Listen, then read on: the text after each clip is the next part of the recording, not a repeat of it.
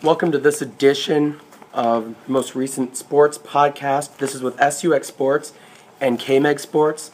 I'm Josh Sacknuff with SUX Sports, and this is the news sports anchor for KMEG with Chris Ninehouse. I am here. It's exciting. And today we are really going to be looking over the upcoming high school games, as well as the college games that are going on Saturday. Football season is finally here, folks. But to get started, we kind of want to go over Heelan and East, that game in review from Friday. Kind of an interesting game that we were able to see. Chris, what did you think watching East and Heelan on Friday night? Your first time. It was crazy, man. I loved it. I was there for the second and third quarters, the way that our schedule worked out here at KMEG. And, you know, one of the first things I saw was Sabian Clark catch a touchdown pass. Like, there was this crowd of defenders, and he just goes up over everybody and grabs that. That was amazing. And also, it was funny. It looked like one of those games to me. I mean, for the second and third quarters when I was there, it felt like East was going to win, to me, personally. I know in the first quarter there was a fumble that I missed that was down by the goal line, and I know East had their chances at the end of the game in the fourth quarter. It doesn't necessarily mean that I'm thinking like East was a better team or anything like that, but it was just funny to me. It just had that feel like, okay, East is going to figure this out. I mean, they went deep and they threw a deep touchdown while I was there, and I just thought maybe that was going to happen. And then, you were texting me and telling me what was going on. I was like, wow, okay. That was crazy. For the first three quarters, not much was really going on. They were very short gains, kind of pounding it out on the ground a little bit. And all of a sudden, the fourth quarter came around, and things really started to get crazy. Sabian Clark had an unbelievable game, and when we saw him go down with that calf injury, he was cramping up a little bit. It was amazing to see him go right back into that game and come away with that game-winning touchdown. He ended up with 170 yards and 3 touchdowns. So that was an unbelievable game for him, and really, he's off to a really good start. Last year, he rushed for 261 yards on 66 carries for 4 touchdowns. So he's almost past that already just after one game. And for East, one of the funniest things that I was just kind of listening to Coach Goodvin of East, and he told me that morning it's going to come down to turnovers. And everything was just going through my mind when they fumbled first in that first quarter, I believe. They fumbled into the end zone, and it was recovered by Heelan. Then right at the end, they fumbled within the 3-yard line again, and that just ended up killing East. So really, they had that game, but those turnovers were the biggest point, and Coach Goodvin was right on with that.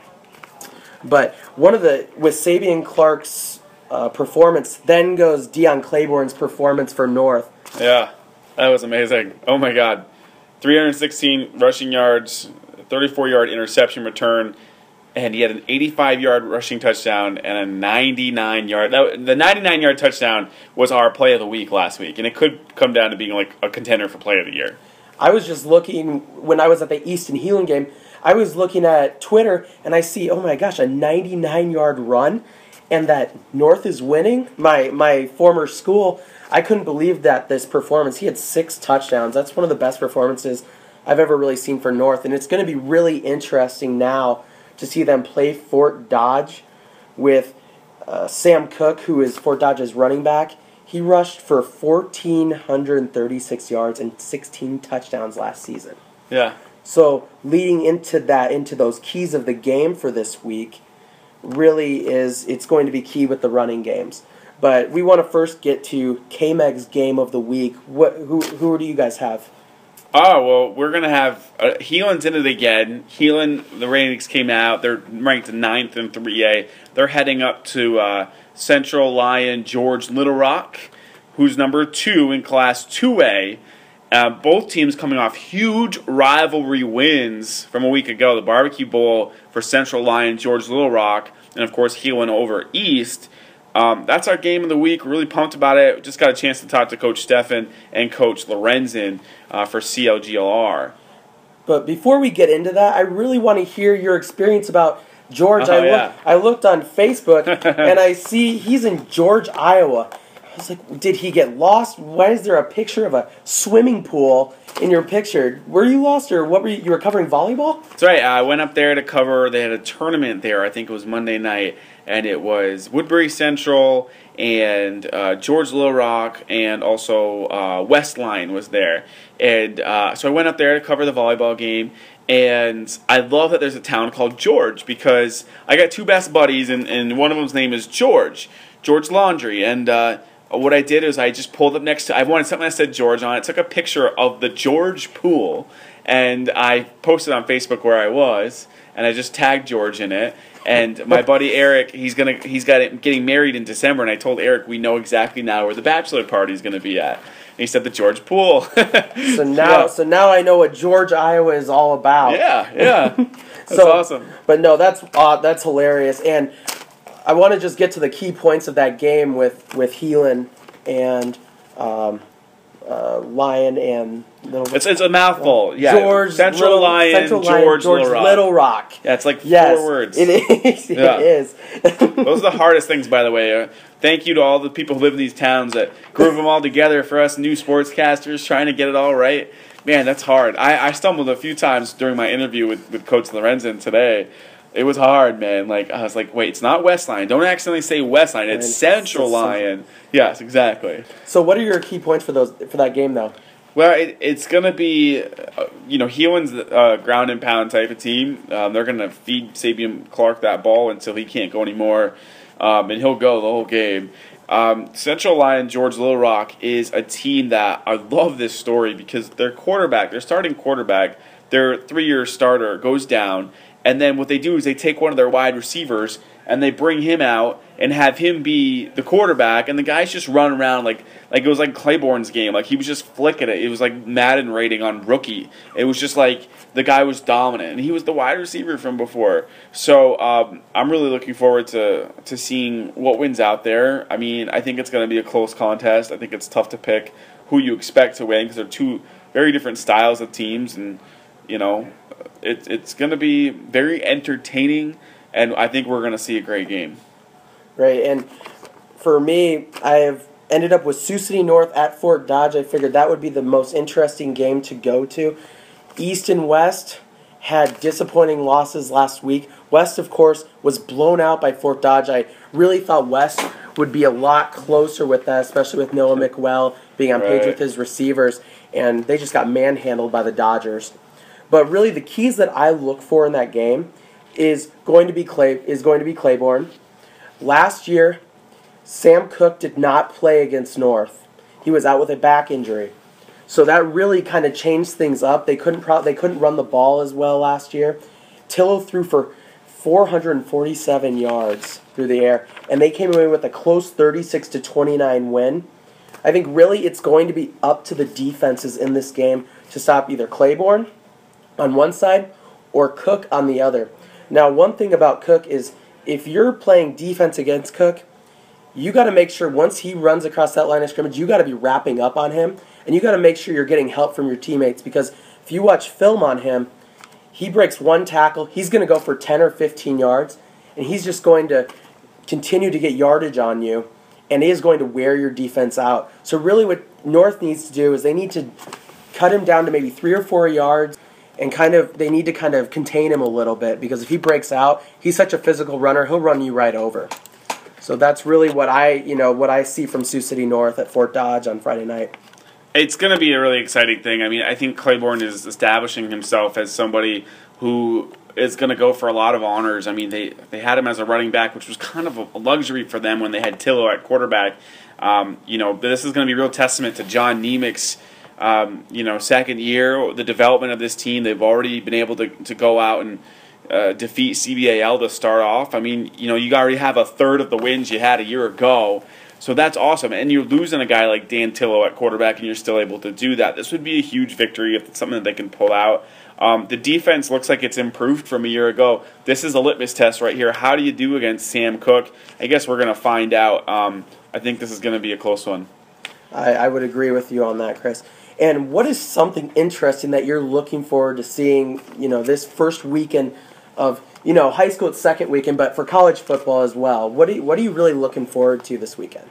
Well, I think Sioux Center going over to BHRV, taking on Boyden Hull Rock Valley. That I want to see if that train keeps rolling along. I think it will be. I think that's their game to win. But it's funny. You can't afford to lose a game like that. I mean, those kids know each other. Those kids, that's a rivalry matchup, and you never know what you're going to expect. But I'm looking forward to seeing if Sioux Center is able to keep this thing going. I mean, they've got some great seniors on that team that you got to feel really special having Keefe at quarterback. I mean, you can't afford to slip up. You have to put yourself in a position to have the highest seed in the playoffs, so every game matters. And that's just something I'm really looking forward to seeing. Yeah, and that would be that's an interesting story, kind of to look forward to in this next week. On my part for SUX Sports is Connor Spears, the former Bishop Healing Catholic standout. He's playing tight end right now. He's in the running to be potentially a starting tight end at USC. Wow. Which has been great. I was able to meet up with him on USC's campus, and that was definitely one of my most fun segments that I've done so far. Yeah. Great kid. He's really improving. He said that he's worked really hard on his blocking. And right now, I believe he's in the running with one other, and I believe that is to be Oklahoma transfer and Taylor McNamara. So we'll see, but I think he's going to get a lot of reps. Their first game this weekend is against Idaho. It's on at 9 o'clock p.m. Central Time, Pac-12 Network. So in this area of the country, looks like you're going to have to try and watch it on your computer. But really interesting story for Connor Spears as being a walk-on especially. But now we want to get to the big part of this podcast, our picks for this weekend. So we're going to start with high school games. First, we have Sioux City West and Sioux City East. What do you think on these, Chris? I mean, you can't go anywhere but East on this. I mean, it's bad for West that East is coming off a rivalry loss like this. They're going to play angry, and I think they're going to try to make quick work of West. We're still waiting and seeing if Noah McWell's show is going to surprise some people. I don't think it happens here. I'd love to say it, and one of these days I'm going to have the intestinal fortitude to pick West when they didn't win a game a year ago. But this is, you can't do it on this one. East is too good, I think. And especially with Dom Flemister and Connor Kosa, that tandem. Connor Kosa had some really good passes to Dom Flemister when they were going down on potentially that game, when they were trying to tie the game up near the end of that game against Heelan. Both players are playing well. We'll see big offensive and defensive lines for East. I just think East wins big. They're going to play angry. They're really disappointed after losing last week. Fortunately, West, 12th straight loss. They haven't won since the 2013 season. So, brutal for the Wolverines. Moving on, we have MOC, Floyd Valley, at Sergeant Bluff Luton. Anything on this game, Chris? Well, Sergeant Bluff Luton's head coach, Justin Smith, is a Buffalo Bills fan. So am I. So I'm riding with Coach Smith. I'm also riding with SBL because I just think Matt George he's one of my favorite players that I've met since I've been here, and maybe the favorite player. There's a few kids that I loved meeting when I got to meet them at a magazine shoot we did recently.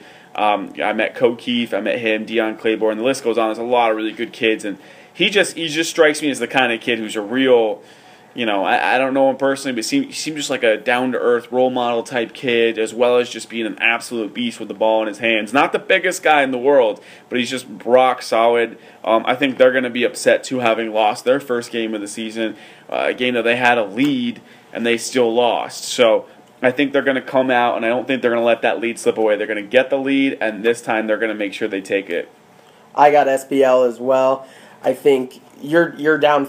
You're up 14-0. All of a sudden, Lewis Central storms back 49-14. Lewis Central, the Titans are a pretty good team, and I think Matt George is going to have he's going to have a breakout game this Friday night. The Dutchmen, of course, beat Lamar's last week 33-28, but and also have a running back by Dustin Fulkema, who had 133 yards and 3 touchdowns last week. So it's really going to probably come down to the run game for both teams, but I also have SBL.